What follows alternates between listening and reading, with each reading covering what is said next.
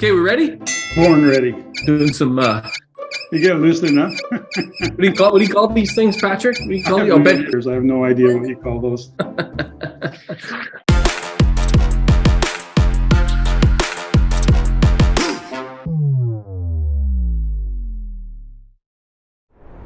Ladies and gentlemen, welcome to another episode of Rein It In. Today we got four major topics. I got four post-it notes in front of me, and they are very, very important. The first one is mortgage defaults. Are we seeing the types of mortgage defaults that everyone is expecting? We're going to talk about that. We're also going to talk about the rental demand and how the economic impacts, how it's impacting rental demand. Then we're going to talk about the foreign buyers ban and how that's going to impact investors. And finally, Patrick, we're going to talk about some economic risks, and we're going to connect the dots. In this episode of Rein It In, we're going to make it rain, Patrick. Make it rain.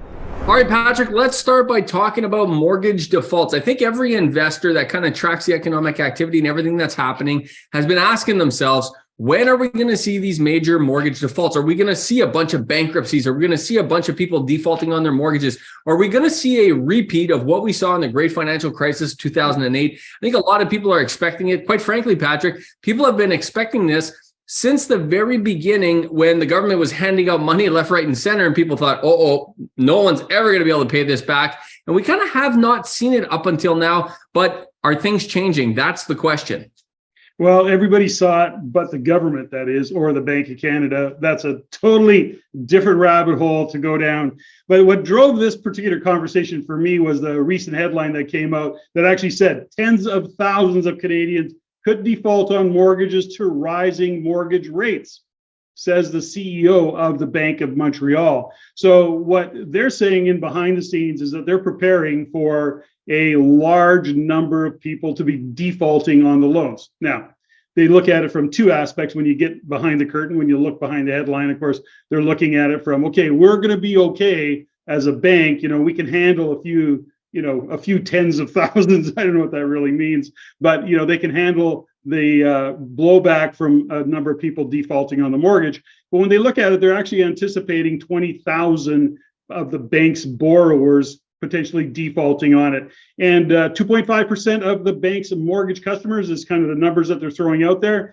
And these are actually customers that already have, tend to have a lower credit rating and or maybe they over leveraged a little bit. They don't have a lot of equity in the property. They went in a little bit light on their down payment. Some will say, well, what about CMHC and all that? Got it. But it doesn't mean that they won't default or potentially default on that loan. So they're anticipating it. It hasn't started to occur yet, although I think they're anticipating because they're getting some kind of signals that say this is coming. Well, I'll tell you what I'm seeing in the market, Patrick. A couple things. First of all, I'm seeing something interesting in the market that I'll touch on in a second. But I want to say the article specifically says, and this is Scotiabank, that says 20,000 of its borrowers are vulnerable. So they're not saying 20,000 people are going to default. They're saying those people are vulnerable. And Patrick, like you actually said, the great majority of those people, I would assume, are, and this is my assumption, are probably on those kind of 5% down mortgages with CMHC, which, like you said, there is some protection there from CMHC. It doesn't mean I don't anticipate this triggering some type of market meltdown, just so we're very clear from that perspective. I certainly don't expect that. But what I am seeing is this, and I heard this firsthand, and I got to confirm this with a couple of our mortgage brokers, Patrick, but I heard firsthand that some people that are struggling with those mortgage payments, the bank is quietly re-amortizing them to 30, 35, and even up to 40 years in order to bring their payments down so people can afford it. I think that that's what a lot of people are going to do. I think that a lot of, these 20,000 vulnerable people, so to speak, are going to end up stretching out their amortization to lower their payments. And you know what? What a great solution. Because the bank, I'll tell you, the bank does not want to own these buildings. The bank is not in the real estate business. They're in the debt business. So if anyone is out there waiting for this kind of swath of mortgage defaults, I don't think you're going to see it. But that doesn't mean there's not going to be some great buying opportunities, Patrick, because that's different. Those two things are not equal. You don't have to have mortgage defaults to see great opportunities in the marketplace from my perspective. You nailed it. The banks are in the debt business. And at the end of the day, we see these kind of headlines. We know they're clickbait. So it's important to kind of look at it and say, well, what does this whole thing even mean? And so I'm only looking at it through the lens called how do we see going forward with real estate investors? Because we've got this fundamental kind of conversation or problem that we face as real estate investors. How do we acquire real estate, with higher interest rates? We don't know what's going up. We don't know what's going down. We talk often about you have to look at what's happening regionally. But when you start to see this, although many are anticipating blood in the streets, I hate that term, but that's what they're anticipating. I don't think that's going to happen in our real estate world in Canada. That is, historically, we've had, really big recessions, and we haven't come to that, the great financial crisis being one of them. But at the end of the day, what it does is opens up opportunities for real estate investors who understand the strategies that can be used to help people that get in trouble, that have a problem. If we as real estate investors go in as problem solvers, it's a way different, or it's a far different way of looking at how to invest in real estate. And you do get to solve a problem. And I'm not suggesting that we're taking advantage. I would not suggest you take advantage of anybody. It's really going in there. These individuals have come up against problems, and it could be a job loss, one or two, or who knows what changed in a family household income, and they're behind the eight ball. They need to get out of that deal. And if you understand some of the strategies that you can use, you can be that problem solver. Yeah. And actually, Patrick, at our upcoming R4 conference next month in February, we're going to talk about a lot of tactics and strategies and like real ways that investors can help these people solve these kinds of problems, real estate problems. And you know what? The fact is that these real estate problems are real, they exist. And as problem solvers, as investors that offer solutions, there's some real opportunity for a win-win on both sides of the aisle here, Patrick. And I think that that's what you're going to see a lot of. I specifically do not expect a lot of mortgage defaults. I think in Canada, we have a very robust banking system that, every investor knows how difficult it is to get a mortgage. So the point is that there's quite a bit of insulation there. And I think there is a certain number of people that are at risk, but I don't expect a big market meltdown from this. There's a couple of things that we talk about, which is, we talk about recession, we talk about regions, we talk about real rates, interest rates, and we talk about real estate. So that's kind of it. So when we wrap the collective conversation around that, within all of what's happening right now is the opportunities. And those opportunities come, JG, from what we've talked about many times, which is the real estate cycle. And within the real estate cycle, just a few short months ago, everybody's a real estate genius at the boom part of the cycle, like at the peak of the boom part of the cycle. And now that things go into the slump, this is what a slump starts to look like. I mean, this is where there is, in fact, a lot of pain. This is where investors do kind of go sideways and stand off to the sidelines. And that's a different conversation. We'll get that. But it's where people get into trouble financially because they're over leveraged. Imagine lines of credit that all of a sudden have doubled or more in terms of payments. So they are stressed financially and they are going to need help. That's where investors are able to step in, help in those particular opportunities, because that's what a slump cycle looks like. And that's why so many sophisticated investors make all their money in this cycle. 100%. That wraps up mortgage defaults, Patrick. Moving on to the next topic, rental demand. This is actually a very important topic to us real estate investors because we can be as caught up as we want in interest rates and economics and all that various stuff. But at the end of the day, the rental demand is really what determines a lot of things in our portfolio. It's directly tied to our income. It's directly tied to our net operating income, therefore directly tied to our property values. What's happening with rental demand right now, given all the economic risks that are happening? Okay, so let's put a few pieces of the puzzle together. First off, rental demand continues to increase. But here's some fundamentals of what makes that all happening. We've all heard the stories about, how many immigrants have come into the country, and, it's up around 750 or 850,000. I mean, it's a ridiculous amount of people that have come into the country and are continuing to come into the country. Now, we need that immigration, but of course, they come in and they need a place to live. So what do? They want to rent. So the rental demand continues to be quite strong, quite high, and I don't see that tapering off anytime soon. What's happening in amongst all of that is, of course, the rental rates are increasing. Now, we look at national numbers, and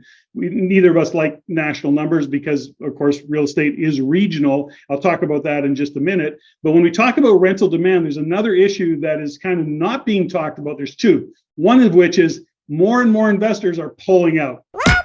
over the past couple of years, everybody was a real estate genius. We've shared that story many, many times. Everybody's getting rich. Now what's happening? We're into the slump cycle, the slump part of the real estate cycle, and all these investors are backing off, JG. They're going, I'm out. This game's too serious for me. It's costing me money. I'm at risk. All the rest of the stories that go with it. So guess what? Not as much rental inventory is coming onto the market. So from a real estate investor point of view, if you're a little bit sophisticated, have some techniques, some strategies, and really pay attention to what you're doing, you can be that rental housing provider. Now, the one piece that people aren't seeing is the relatedness of rents to interest rates. And when you look at what's happening and watch what's happened as interest rates have increased, so have rents. It's a kind of an interesting correlation. Rents are lagging, but at the speed of which we've raised rates, it's actually quite a phenomenal, we'll have that slide in here, it's quite a phenomenal correlation between the two, and it's easy to see exactly what's happening along that line. So what does that all mean? If interest rates go up, you're going to see another increase in rents, by the way. It's interesting that Tiff Macklem, our governor of the Bank of Canada, is talking about trying to control inflation. Yet as he continues to raise rates, what's happening? The cost of housing is going up on both the buy side and the rental side in terms of the cost of carrying a mortgage and the cost of rent. So it's an interesting phenomena that the Bank of Canada is facing. But as real estate investors, we get to look at this and say, okay, here is the opportunity, and here I was starting to show up. I think you said a couple things there. First one is that you're right. A lot of speculators, I won't even call them investors, Patrick. I think investors, the sophisticated investors, see the opportunity. The speculators are definitely getting washed out of the market. We talked about that probably 8 months ago, and we said, listen, there's going to be a huge washout of these speculators, which is going to create opportunity and rental demand, and that additional rental demand and increasing rent rates is part of that opportunity. So that's fantastic. What I will also add to that, Patrick, that I'm seeing in the trenches right now is, and we'll actually talk about this in a segment or two from now, because consumer confidence is low and business confidence is low right now, a lot of people are kind of holding their breath as it relates to rents. And what I mean by that is they're not moving. I'm not seeing nearly as much activity in the back half of 2022 as I saw in the front half of 2022. And that's because people are a little skittish right now. Their payments have gone up on their credit cards. Their payments have gone up on their line of credits.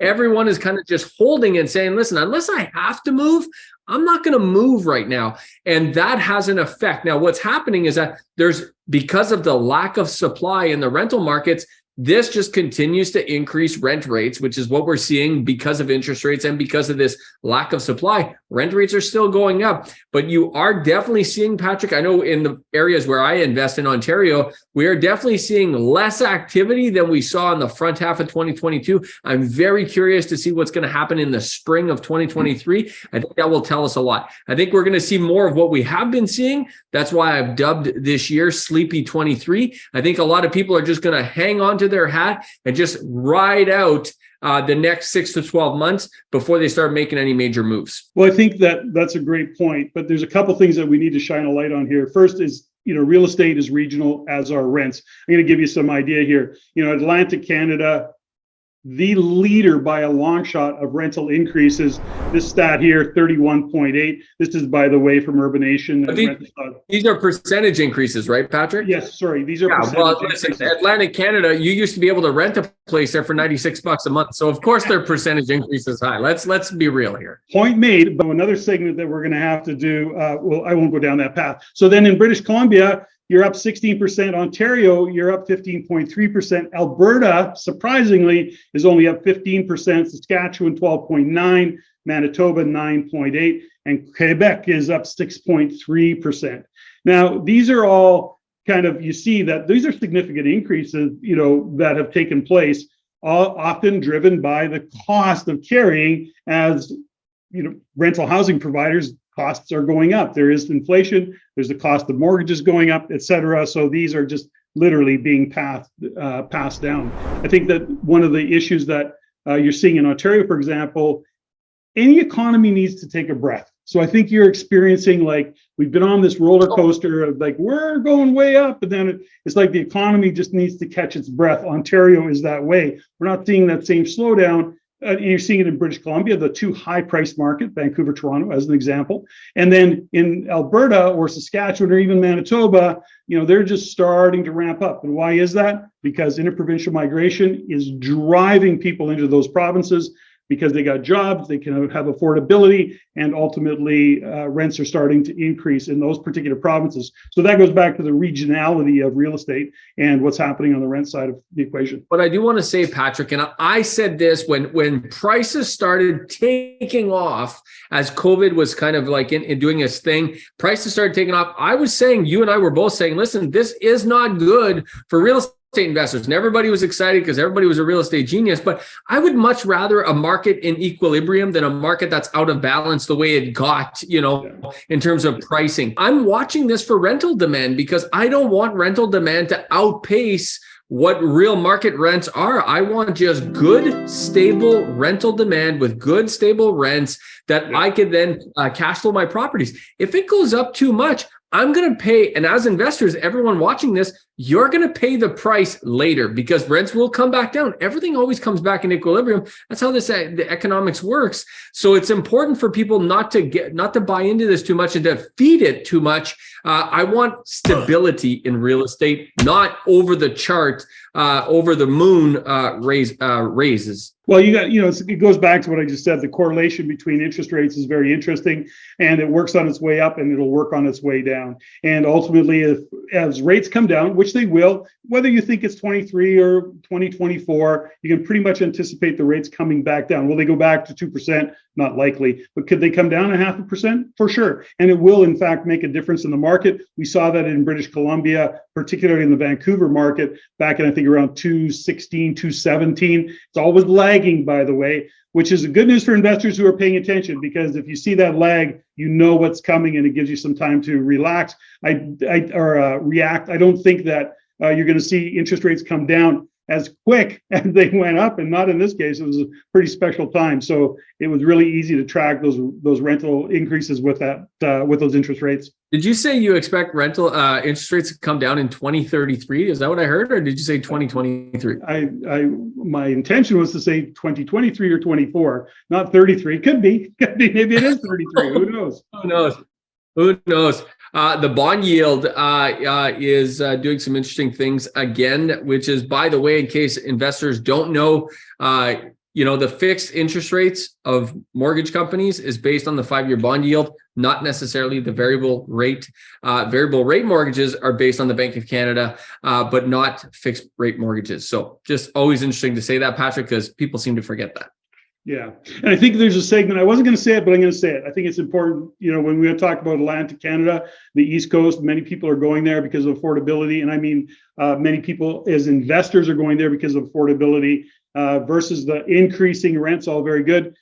Just today, as a matter of fact, they announced that they're doing UBI, Universal Basic Income, and that will have an impact on what's going on in that world. And we're going to save that for another episode. But I wanted to put it on. Who announced this?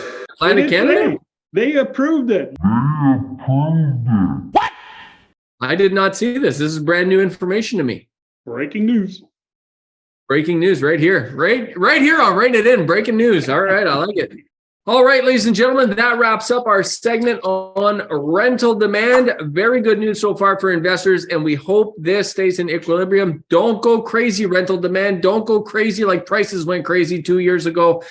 Keep it in equilibrium. Okay, moving on. All right, Patrick, next, our topic is on foreign buyers ban, the foreign buyers ban, which, quite frankly, of all the topics we talked about in this episode of Rein It In, this is probably the one that people are most kind of attached to, and there's most energy around and a lot of emotion around it. But for you and I, it is by far the most boring topic. Foreign buyers ban. Patrick, what is this going to do? It is now official as of January 1st.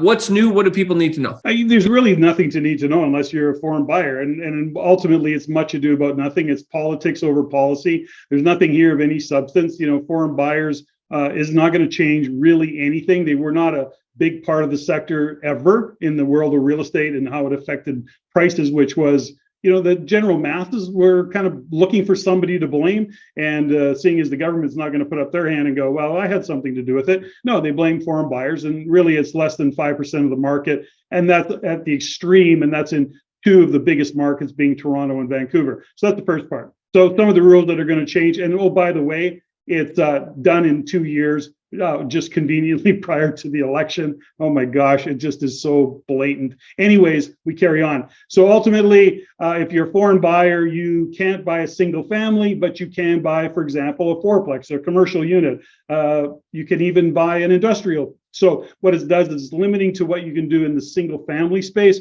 but gives you lots of opportunity to park cash in Canada in the multifamily space.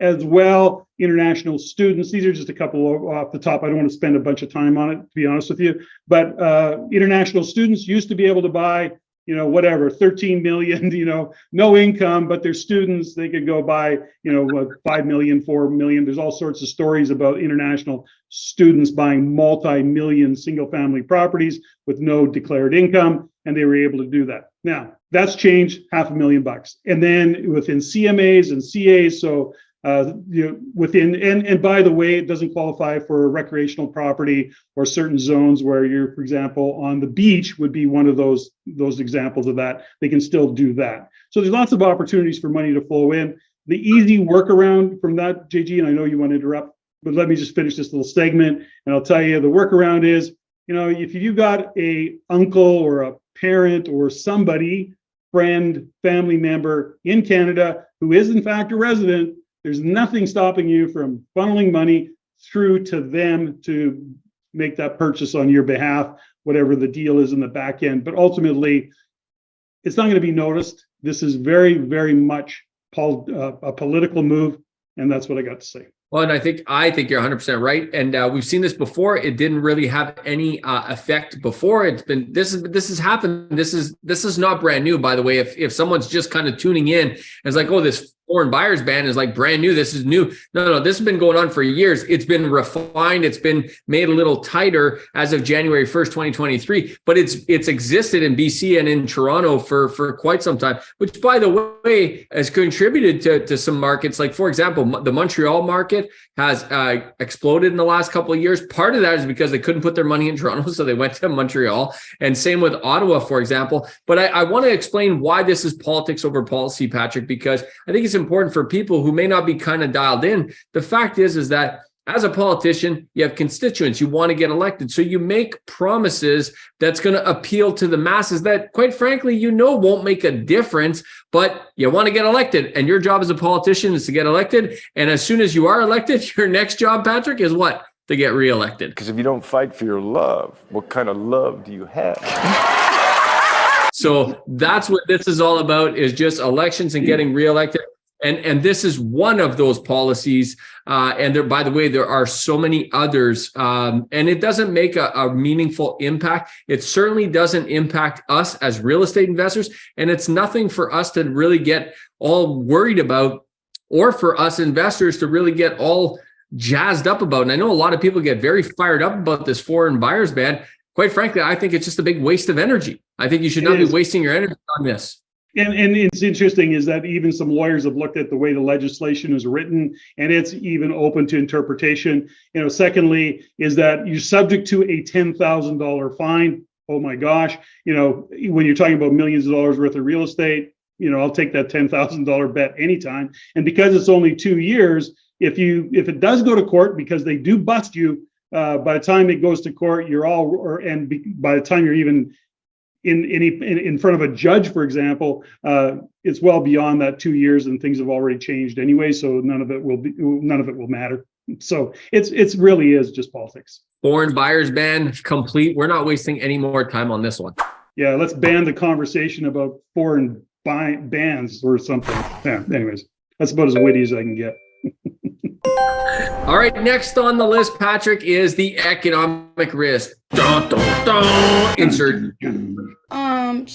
Anyway, so now there are some interesting stats coming out, and I know we're going to talk about economic risk. I know you want to connect the dots. You're dying to, but There are some interesting stats that came out, like the labor market turned out to be way stronger in December than they were anticipating.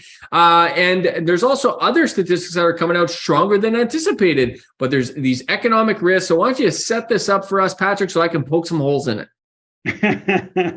Well, there is some economic risks. When you look at and start to connect the dots as investors, we have to look at what's behind the curtain. Back to your better news job wise, we have to question those numbers, and are there going to be revisions later this year? We're going to have to see, because one of the things that we have to shine a light on is 105,000 jobs, which is like 20x what they had forecast, and 105,000 jobs in Canada with 38 million people versus 225,000 jobs in the US with 380 million people. Sometimes things just don't add up, and you can't take it for face value. You got to say, oh, let me just take a little bit closer look at these numbers. So I don't think anybody's trying to pull the wool over our eyes. It's just that how does 1,000 economists from the banks and the Bank of Canada and the government missed the mark of 105,000 jobs when I think they were forecasting like 15,000 or some ridiculously low number, relatively speaking. I think, Patrick, I want to be an economist. I think I want to be an economist and a forecaster in the future, because you could be dead wrong and there's no repercussions. It's all cool. It's like, oh, something's wrong. It's kind of like being the weatherman. It's like, oh, I guess I'm sorry, I was wrong. It did snow today. Yeah, exactly. So that's one part of it. And behind the scenes, when we start looking at different data, you start to see what's kind of underneath of the surface. And it's one thing to look at the headlines, but there are certain things that if you don't connect the dots, as an investor, you may miss the opportunity, and the opportunity may be to get in the market, maybe to get out of the market, maybe to just how you approach your overall business of investing in real estate, JG. So, some stats I want to share, I've got out in front of me here on my computer, but I'll put the dots and I'll connect all the dots in a minute. But here's some things that, economists are sharing. 87% of Canadians believe they will soon enter will enter or are already in a recession, for example. Half of them shared that their spending is now outpacing their income. So their cost of living, we can look at it in spending, or what are you buying cars? What are you doing? No, their cost of living is outpacing their income. 22% say their ability to afford essentials has worsened over the past year. 48% of Canadians feel overwhelmed by their financial situation. Almost all Canadians surveyed admit they are worried about interest rates, 85%, and inflation, 94%. 27% of Canadians say mental health has worsened over the year. And I think that number is probably conservative, although the good news is that since we've come out of lockdowns, that number has improved. And 54% think it will take at least 2 years for inflation to return to normal levels. I, on the other hand, believe this is almost normal right now. I want to go to one more slide. A quarter of mortgage holders say that rates go much further. They will have to sell their homes. This goes back to the segment we opened with, which is opportunities for real estate investors who can, in fact, solve problems. 81% of Canadians still say there is a housing affordability crisis, and they use the word crisis. 2/3 are worried about making their mortgage payments. 20% of homeowners believe they can no longer afford the house they now own.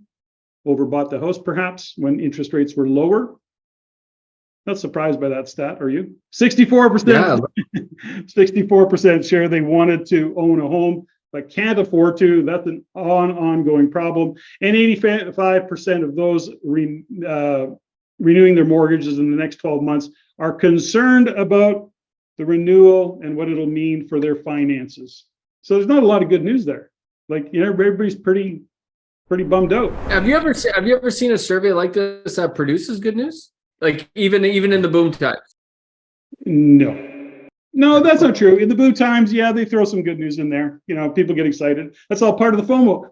How do you create FOMO if you don't push it out there, right? So we know that at the top of a cycle, you got to create FOMO, so you get some good news going out there. You're the economist of the two of us. I mean, if you're Smokey and I'm the Bandit, or if you're Smokey and I'm Bandit, or if you're Batman and I'm Robin, whatever analogy you want to say, of the two of us, you're more the economist than I am. Is there any credibility to this stuff, or is this just propaganda being put out by the news in order to get readers. Everything these days, Patrick, appears to be clickbait. I don't look at one damn YouTube video, article, headline, including all social media posts, which, by the way, I haven't been on social media in months. Been the best thing I've ever done. All of them is nothing but clickbait. Is this more clickbait? Yeah, I guess somebody could argue that it is, but I think you have to look at a couple of things. I was recently on a podcast with Derek Lobo, who's a very, very accomplished investor and has done very, very well in his life. And he is one of the biggest sales guys and builders of multifamily units. He's done the biggest deals in Canada. But point of all of that is him and I had a similar conversation. And there is certainly a percentage of the population that, costs go up and it's inconvenient. It kind of makes you angry, but it doesn't change what you put on your table to eat.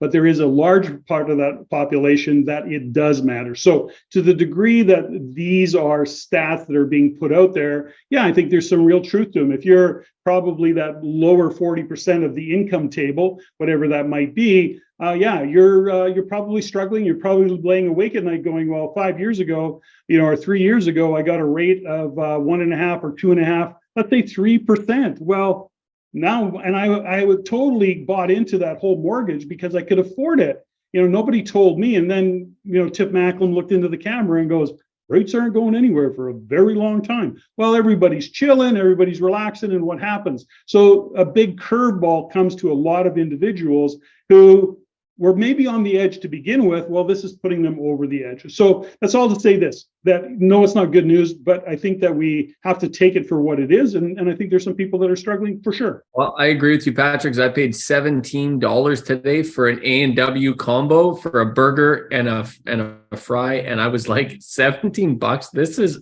absurd. $17 for a burger. Okay, but that actually speaks to my point.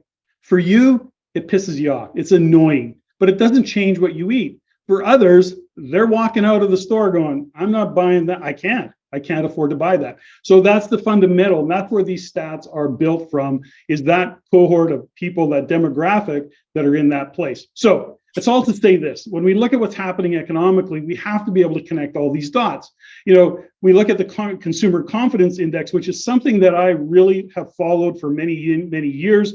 And we see that although it's picked up a little bit in 2022, in 2023, it's actually come back down again. Now, that's, to be expected when you see the stat that I just shared with you. If we go to the next phase or the next conversation, it's about what's happening with small business. Because as much as we are hearing, lower interest rates, I can't afford to buy a house, in behind the scenes, where is the risk for investors?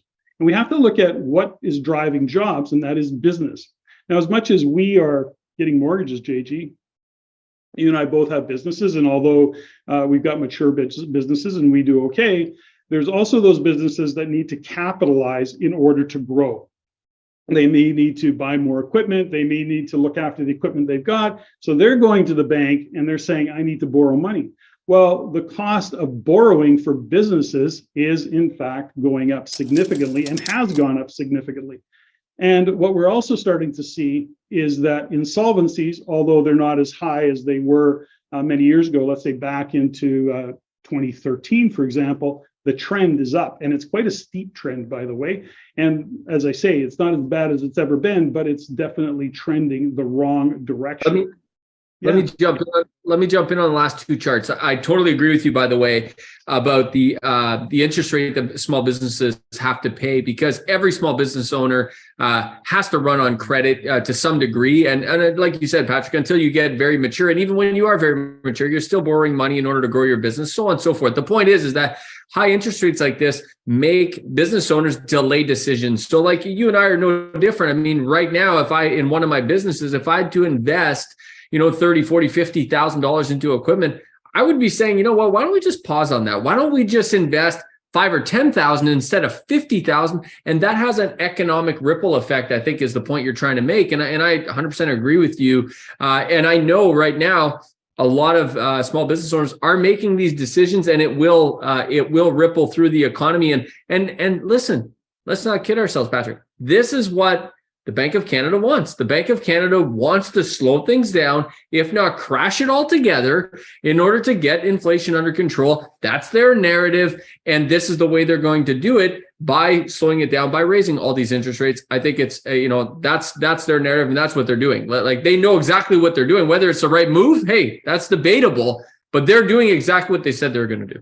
Yeah, don't even get me going on that, because it's not going to slow down, and you can crash. Oh, I want to get you going. I want to get you going. They can crash the economy. It isn't going to change anything in terms of food prices and fuel prices, and the cost of housing isn't going to change a darn thing, because at the end of the day, there's still the cost of carrying that. The food and fuel costs are driven by oil. And as much as people are saying, well, we're going EV, JG, we're not going EV in a hurry. And in the meantime, Russia and India are doing deals on oil. It blows your mind what's going on in behind the scenes. All these sanctions that the world has put on Russia. Russia's just going, yeah, no problem. I'll hang out with India. I'll hang out with China. I'll do a whole different, I'll do business with a whole different group of countries, and see you later. And Saudi Arabia goes, hey, Russia, come on over here. We'll do some business, or China, whatever that might be. Anyways, the point is this. Is the cost of inflation overall is not going anywhere anytime soon. We may come down a little bit and it'll stick, and then it'll go back up. Some segments there'll be some deflationary, but we'll see, look at the rates, look at inflation's coming down. Yeah, okay. Yeah, we'll see what inflation does. Cost of oil drives everything at the end of the day. So we'll watch that. And back to small business. That's a concern for small business, or small and medium businesses. So back to what we were talking about, you've got small business confidence as low as consumer confidence. So now what are they doing? They're saying, well, to your point, I'm not going to borrow money. I can't afford to. I don't want to take the risk. And they're also saying, I had plans, sometime in 22, I'm thinking, things are looking pretty good. I can start to increase wages, keep staff, because guess what? Staff are hard to get, so I'm going to pay them a little bit more. I'll do it really well. We're doing okay. Well, guess what? They're backing off that. So the anticipated wage growth is actually coming down a little bit, and it's really at risk of slowing the economy down. We look at what the banks are saying. The banks are not anticipating a recession. Depends what bank you listen to. I still believe that there's a risk of recession, but I think it's going to be very neutral. I think it's just going to be really quiet, and things are going to slow down. I don't think we'll get into recession. However, Ontario may be at risk. So you're on my page. You're going sleepy 23 as well. Well, I'm going sleepy 23 in some sectors, and I think that it will be a sleepy 23 in that regard, because things are going to slow down. But inflation, inflation's not going to slow down. Housing will come off, but that's it. Let's look at this chart. I want to look at this chart about business insolvencies. I find this fascinating, how business insolvencies literally dropped way down, like almost cut in half when the government started writing checks. When the government stopped writing checks, it started going back up. No, like if you put the CERB and all the various government money that's gone out because of COVID, if you overlapped it on there, I guarantee you it would be right when it dropped off and right when it picked back up. That's how much that floated those people in that time. Well, yeah, that's a really great point, JG. And at the end of the day, when we look at SMEs, or what the CERB checks went out to, and the government support money that went out, it went out to all levels of business. And some of those are, entrepreneurs, solopreneurs that actually got checks. They had operating businesses, they got checks. And, so you saw that drop. Now, of course, the reality of what the economy is doing is starting to show up. And there's just certain sectors. When you look at businesses in the retail sector, they're not bragging about, life is going to be good. Their confidence has come down quite a lot in that world as well, in the retail space. There's a thing that we have to look at, and that is a lot of the jobs that have been created over the past 3 years have been public sector jobs. They've been non-productive jobs. It's administration. And as much as people say, well, the country shouldn't be run as a business, guess what? It is. Canada is actually a corporation. Very few people know that. Yes, we're a country, but we're a corporation, and we need to be run like a business. No different than you run your household. If you're spending more money than you've got coming in, then you better figure out how to cut costs or to bring more money in. But we're not doing that. We're actually not creating, manufacturing jobs. We're not feeding manufacturing. I think we're at historical lows on the manufacturing side. And I've said many times, we're importing more than we're exporting too often. We have a one good month and everybody goes, woohoo. Well, no, we need to do that on a regular basis. We need to drive revenue into this corporation, country, and then manage our costs, and then create jobs that are actually producing goods and being productive, not administrative public sector jobs that are bureaucratic. So that's me. That's all I got. Nice rant, Patrick. Nice rant. So one other thing I want to talk about Hold on. is Let me wrap this. Let me bring this all together. Okay. Let me bring this together for investors to look at. The point is this for investors is these things are happening under the surface, and it's not to say get off the playing field. It's to pay attention to actually what's happening, because in all of this chaos, in all of this uncertainty is where the opportunities live. This goes back to what we've talked about before. Strategies have to change. Investment strategies have to change to fit the economic cycle, JG. You and I have coached it. We've taught it. REIN's taught it for 30 years. There's not a bad economy. There's just the wrong strategy and tactic to use within those economic conditions. We've got different provinces, different regions, different cities, all having different experiences economically, and that's what we got to tap into as investors. So what I want to say is, as much as this seems doom and gloomy on a grand scale and a human kind of what the hell's going on in this world, in our country, it does. But as investors, we have to go back to the basics of what will create a portfolio for us that's profitable and that we can grow. And Patrick, that's exactly why we're having the R4 conference. REIN is hosting the R4 conference. We're going to talk about real estate. We're going to talk about rates. We're going to talk about regions, and we're going to talk about recession, because like you said, Patrick, real estate is regional and there are no bad economics. There are no bad tactics. You just have to combine the right tactic to the right economics in the right region at the right time. And that's what we're going to talk about at the upcoming R4 conference at the end of February. Looking forward to it. All right, Patrick, that wraps up our last topic, economic risks, done, complete. What a great episode of Rein It In. And I think you've outlined something very fascinating there at the end, which is there are incredible opportunities out there. REIN, yourself, myself, we've talked about this, how the economic cycle was changing. We announced this in 2022. We prepared investors for what was coming in 2023. Those that prepared are ready now for what's to come. Those that weren't listening should start listening, because the future is very bright, according to me. Well done, JG, and I think it's bright as well.